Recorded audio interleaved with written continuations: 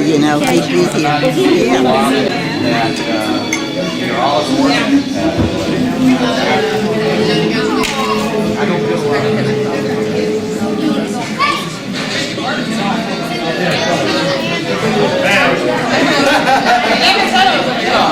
I'm back home, but I was there. I'll tell everybody, I check it once every couple of months. Don't man, you gotta learn.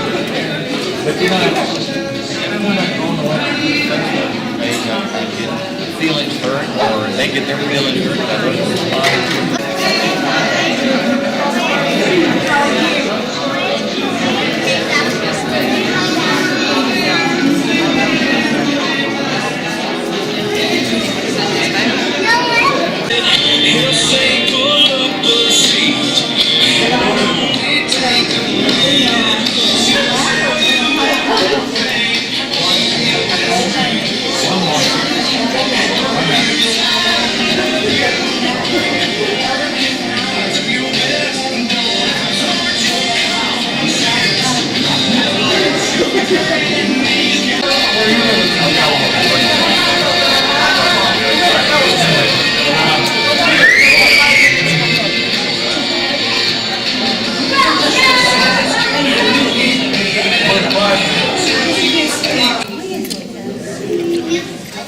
That is the one from the chapel. Unfortunately, the mic's not working too well, but we would like to invite anybody that would like to stand up and say anything about mom or just whatever.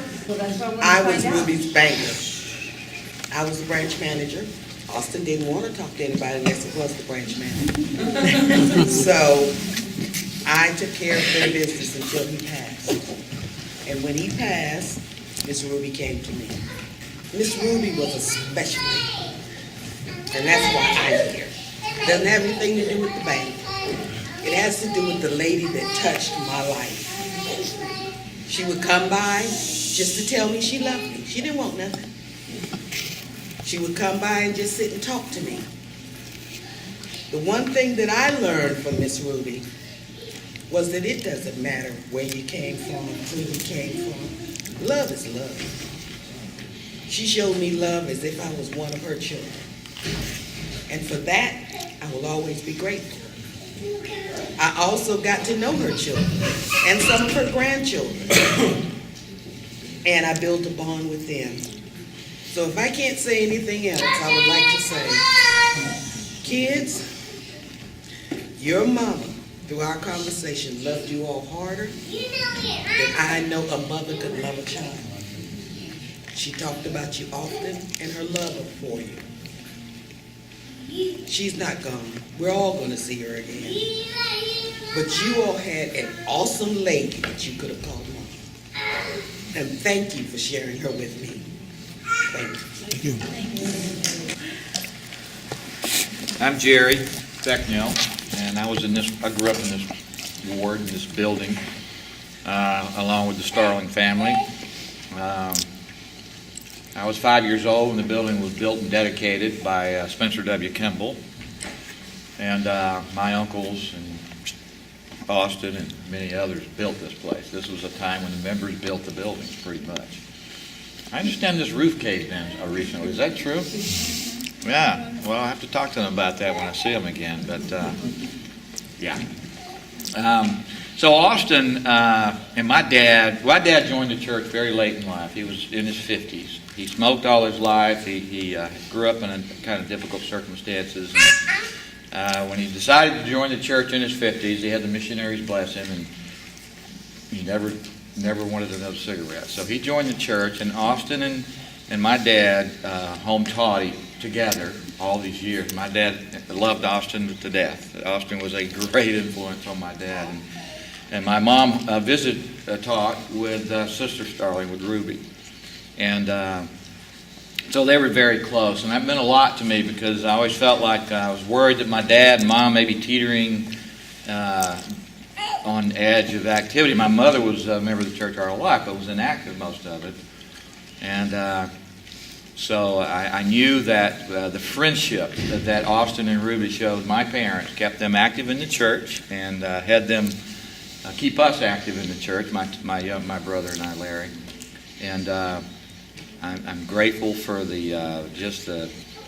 fact, Austin spoke at my dad's funeral here and told the congregation things that I never knew about my dad, about his baseball career and things you'd think a dad would share with us. But he and Austin were close, and he told him things that I learned at his eulogy, of which Austin did a great job at. So I loved them very much. The Starling family, they've always been close. They're out in Utah now with my brother, teaching him how to golf, I understand. So I'm very honored to be here and be a part of this. I'm Mary Ellen Fuller, and I first knew Ruby when I was 13 years old, which that's been almost 75 years ago. I started coming to church with my next door neighbor, Sylvia Castile, that some people may remember her. She married Earl Jackson, and they came back here several times. But Ruby was matron of honor when we were married in 1947. And sorry, I should have waited till I swallowed this piece of delicious food. But I guess she was kind of like a sister I never had, because we chummed around. We were in school together part of the time. She graduated a year before I did, and her younger sister Vera was there also. And Charles, I have to say this about Charles because he was a person of integrity, and Ruby was too. And I think they exhibited that through their lives. I remember Charles could not be unfair to anybody, and neither could Ruby. Neither one could tolerate dishonesty or deceit or any kind of thing of that nature. And Ruby was a great influence when I was married. She tugged me along to the grocery store. She tugged me along to vote. She tugged me along to clean house and everywhere she went. And in the church as well. She was the first golden gleaner, and I was the second. She was the first to go to the temple, and Red and I were the second. And so we go back a long ways, 70 some odd years, and I couldn't ask for a better friend. Like I said, she's almost like a sister, and as she grew older, she grew more, not compassionate, because she was always compassionate. Let's say she didn't show her temper quite as much as she got older. when she was younger, she kind of had a fiery temper, and so we have lots of good memories, and I'm glad that she's where she is now, and I know that she's happy, and I hope all of you will think of her as being happy. Thank you. Old Grandma Ruby now, she was a character. She's done a lot for me, accepted me in the family, helped me get into the church. You couldn't find a better person. I mean, that's all I can say. You can't find a better person.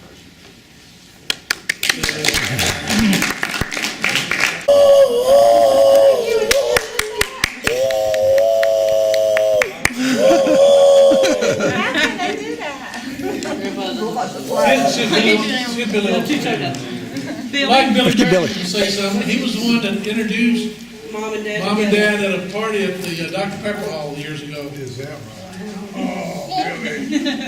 Thank you. Even dated mother for a while. Yeah, I want to hear the details on that. I think he started dating her again later on as life went on. He kept calling the house every other week. I used to date Ruby. Even went out. That was it.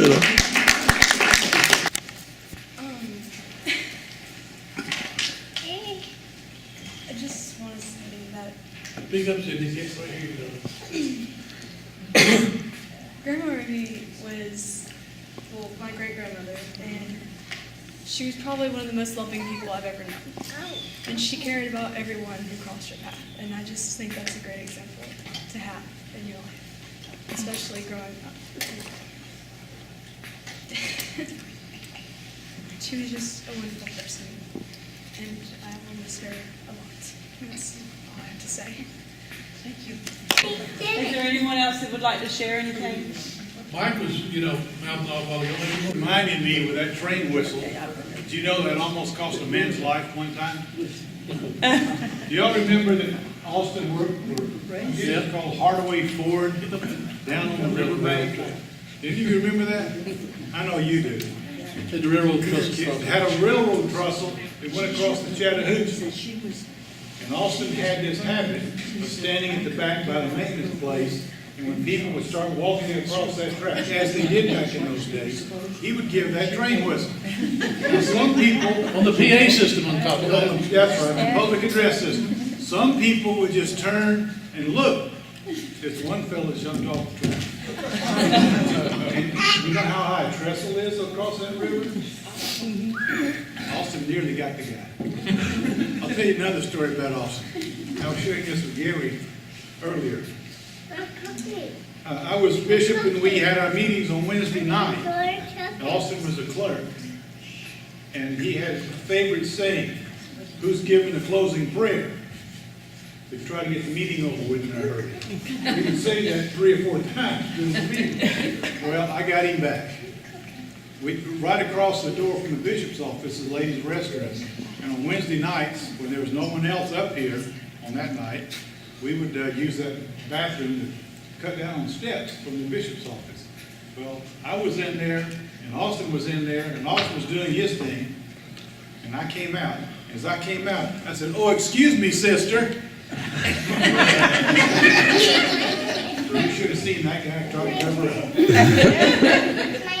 Austin may have said, "Kiss me, Ruby," but Ruby would always say, "Come on, Austin." And if that didn't work, "Come on, Horace."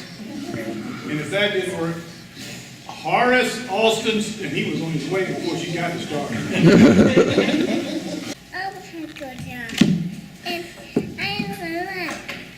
Good job. Good job. Let's clap for you. I closed my cry, and I was Patricia, and I do it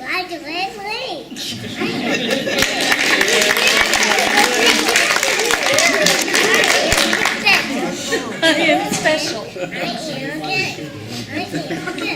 Okay, that's Say thank you.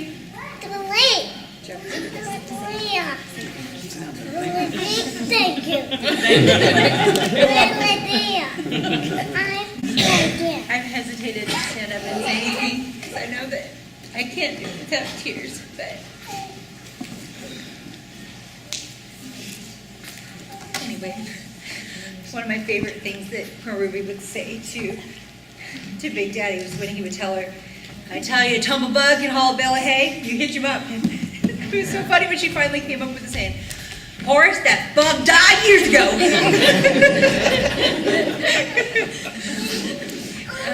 But I remember every time, the last time I talked to her, she's like, "When are you going to come see me?" Every time I talked to her, I'd say, "When are you going to come see me? When are you going to come see me?" And last time this year this time, I brought the kids out so it was so fun. And when she said, "When are you going to come see me?" I said, "I'm going to come see you in a couple weeks." And I brought the kids out here so that way they could spend time with her and remember her the way that I do. And the fun times playing in her house and playing on the hill in the backyard and playing with all the rocks and putting them in the holes in the carport. And,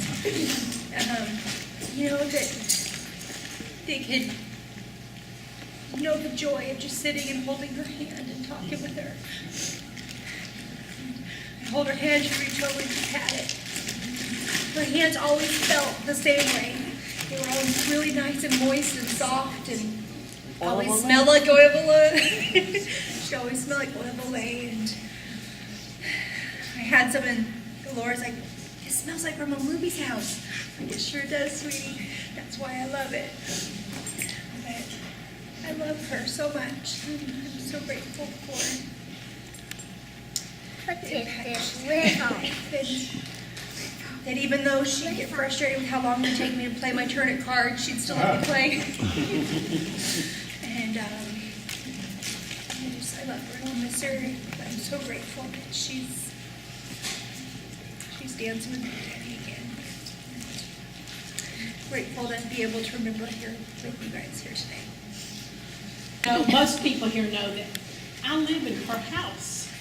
It was the house that Charles and Ruby and Vera grew up in. I've heard the story of how Don proposed to Vera in front of the fireplace. And that puts me into a whole nice connection with this family. There's even a little bump in the wall that's still there. And the story I heard, and whether it's exactly true or not, was Ruby was sneaking in.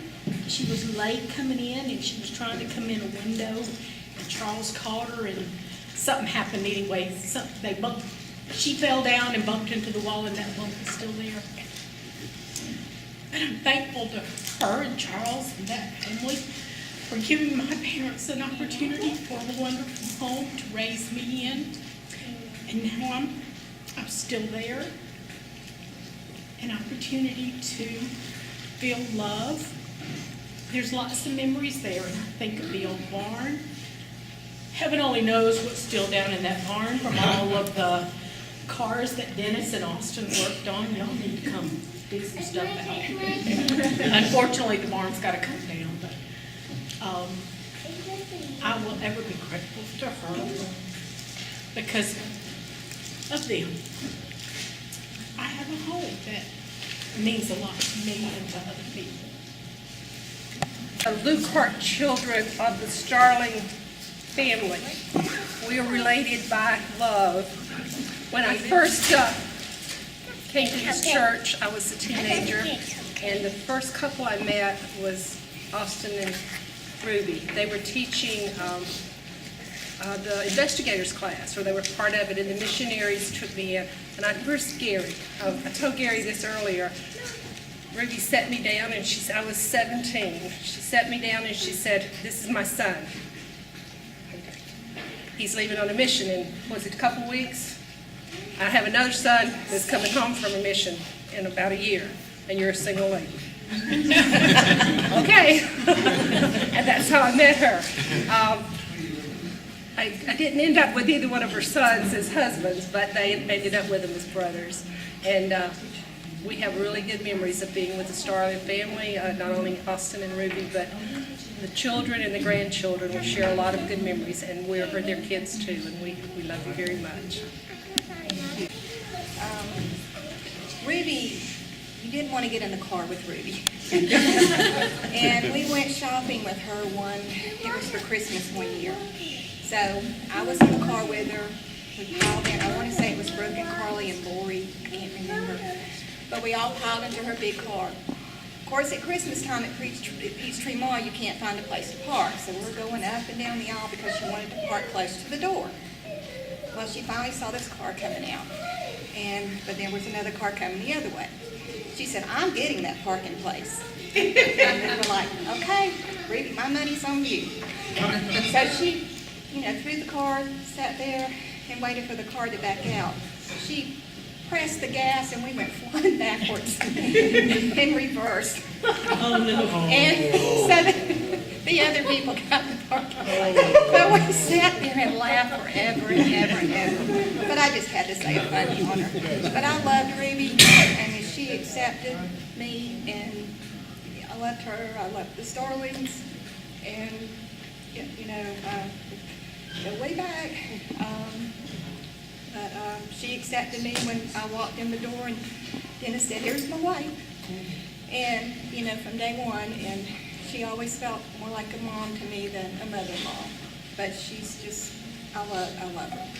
And she'll be sorely missed. Is when she and Austin came out to Utah for Gary and Lynette's wedding. Robert and I were dating.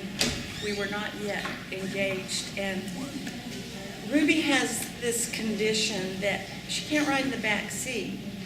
So Robert had, we were all going to go up to Gary's wedding in Idaho. So I figured, okay, Ruby and Austin will snuggle up in the back seat, and Ruby and Robert and I would be in the front seat. Well, Ruby can't ride in the back seat, so my first, 3-4 hours were spent sitting in the back seat with Austin all the way, and Ruby's in the front seat with Robert. It was like, what do you do for 3 or 4 hours on the way to Idaho? So that was my first introduction to Ruby. And then after we got married and found out we were pregnant with Tara, and you think, oh, so excited, we're going to tell Ruby and Austin that they're going to have their first grandchild, and you're thinking, oh, they're going to be so excited. And Ruby goes, what? I'm not old enough to be a grandmother. Don't expect me to babysit. And I'm going, okay. Well, and you think, well, like the first weekend after Tara was born, like 9 o'clock in the morning, ring, ring. Hi, can I come get Tara? So the rule was Ruby got Tara when Ruby called, and it was wonderful. So it was on Ruby's turn, and when she had her, it was a very fun thing. But we had to come to an understanding that yes, children do wear car seats, especially the way Ruby drives. And like Teresa said, she did not treat us like daughter-in-law. She treated us like we were part of the family, and I'll forever be thankful to her for that. Dennis and I were the same age, and we were both just little guys, and for whatever reason, I hit Dennis in the head. Well, he goes crying to his mom, and his mom got my dad, and my dad got me, and my dad sent me to Sister Starling, and I don't remember what she said to me, but I know I never hit Dennis in the head again.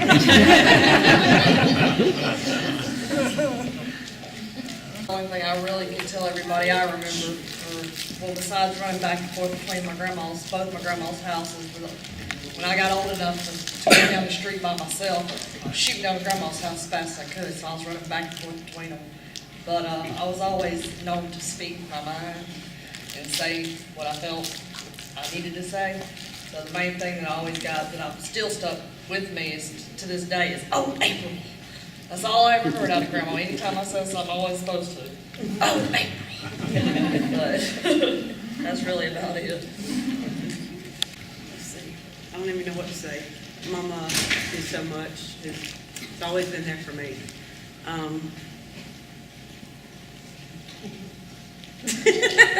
No, I don't think I'm gonna cry this time. Not about me. I'll take that. Take 5 1.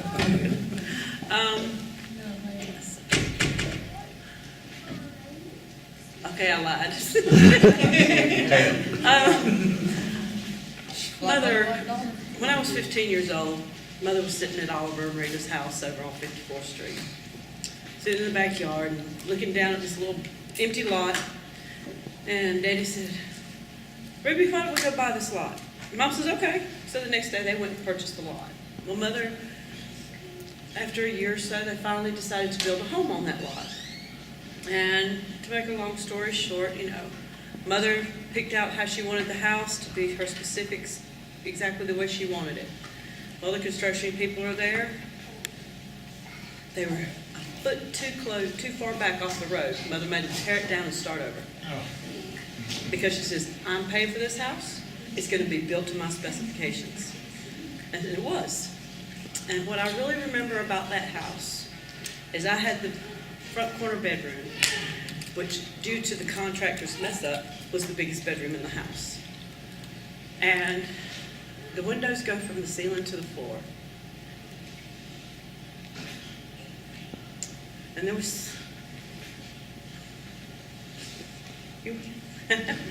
was some nights in there when Mother would come in there and we would open those curtains and lay on the floor together and just look up at the sky and just talk.